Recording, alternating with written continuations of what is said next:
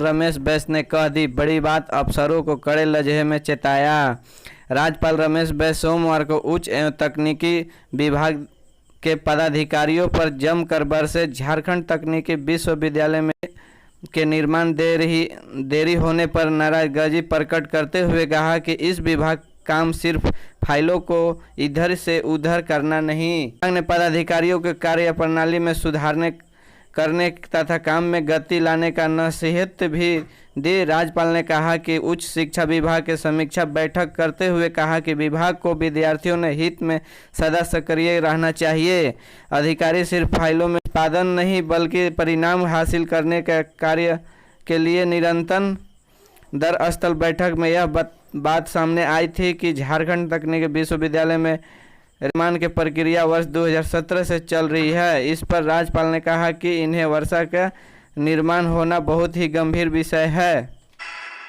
Power project में समीक्षा करेंगे पीएम मोदी, तैयारों के जुटा ऊर्जा विभाग।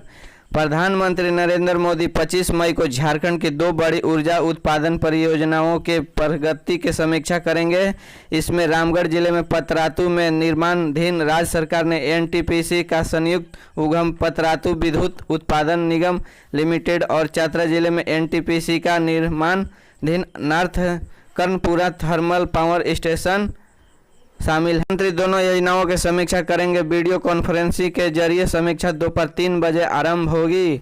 जानकारी के मुताबिक इस दौरान केंद्रीय ऊर्जा सचिव, राज्य सरकार का मुख्य सचिव समेत ऊर्जा विभाग का प्रधान सचिव और अन्य वरीय अधिकारी मौजूद रहेंगे। पतरातू में 2 चरणों में 4000 मेगावाट का ऊर्जा उत्पादन संयंत्र तैयार करना है। झारखंड में शराब खरीदी बिक्री का व्यवस्था फेल, लोगों को नहीं मिल रहे हैं मनपसंद।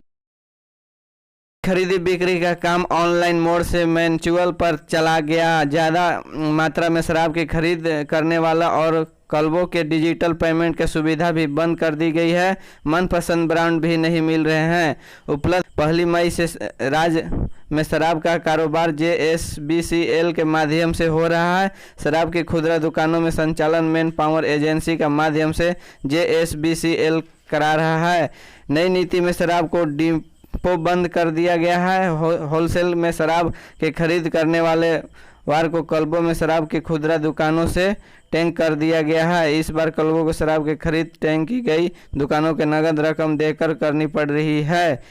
1 मई से पूर्व जब लाइसेंसियों के माध्यम से काम किया जा रहा था तब ज़्यादा मात्रा में शराब के खरीदने करने के लिए किया जाता था। सीएम हेमंत सोरेन के करीबों यहाँ ताबड़तोड़ रेड। आज रांची में छापेमारी।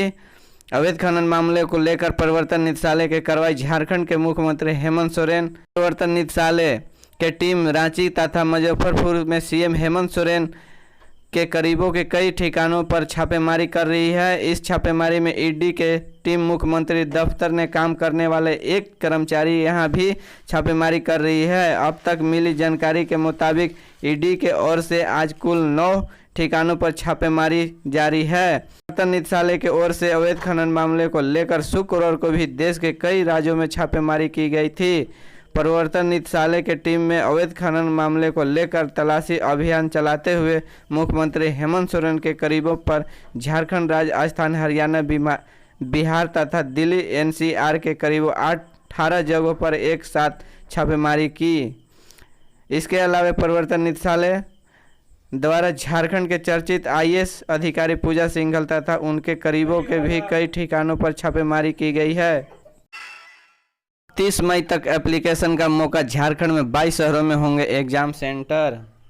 नेशनल टेस्टिंग एजेंसी की ओर से इस लेकर नोटिफिकेशन जारी किया गया है। यह परीक्षा UGC के लिए नेशनल टेस्टिंग एजेंसी लेती है। साल 2022 में होने जा रही नेशनल एलिजिबिलिटी टेस्ट में दिसंबर 2021 और जून 2022 सत्र का मर्ज कर परीक्षा ली जाएगी।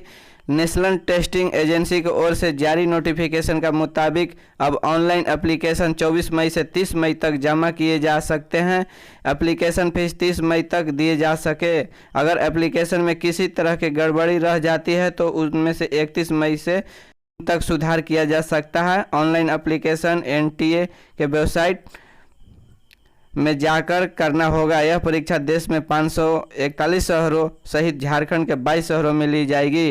बोकारो, पश्चिमी सिंहभूम, चतरा, देवघर, धनबाद, दुमका, गढ़वा, गिरिडीह, गोड्डा, गुमला, हजारीबाग, पूर्वी सिंहभूम, खूंटी, कोडरमा, लातेहार, लोहरदगा, पाकुड़, पलामू, रामगढ़, रांची, साहेबगंज और सिमडेगा।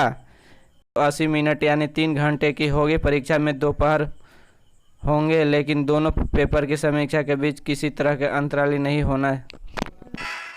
हेमंत सोरेन माइनिंग लीज मामला, सुप्रीम कोर्ट ने कहा याचिका के विश्वसनीयता पर करे विचार। हाई कोर्ट ने 1 जून को सुनवाई। हेमंत सोरेन से जुड़े माइनिंग की सुनवाई हाई कोर्ट में ही होगी।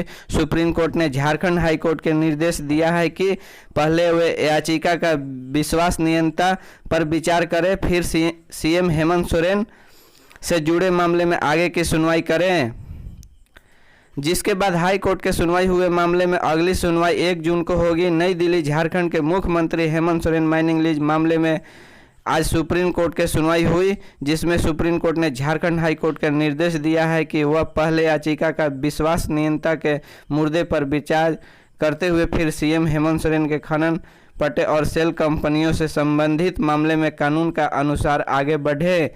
सुप्रीम कोर्ट ने निर्देश के बाद झारखंड हाई कोर्ट के आज मामले में सुनवाई हुई। मामले की अगली सुनवाई अब 1 जून को होगी। सीएम हेमंत सोरेन को मिली राहत, एसी ने हाई कोर्ट को दिए।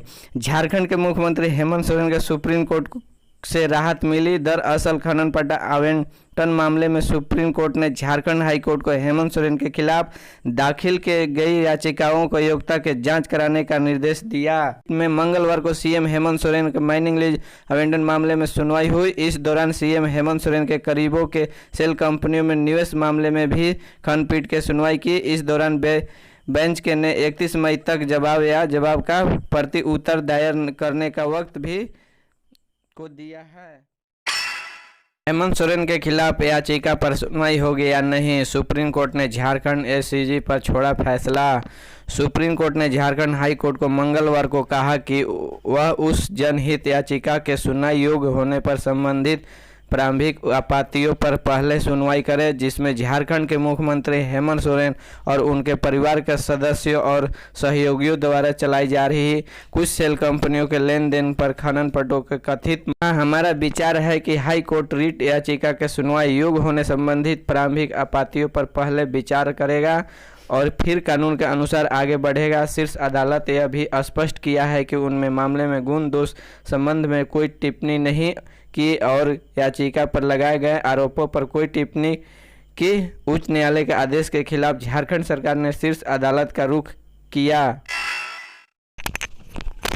झारखंड से चलने वाली ये 20 ट्रेन 25 से 30 मई तक रहेगी रद्द। कई के समय में किया गया बदलाव। स्टेशन के बीच तीसरी लाइन को चालू करने को लेकर इंटरलॉकिंग कार्य किया जाना है।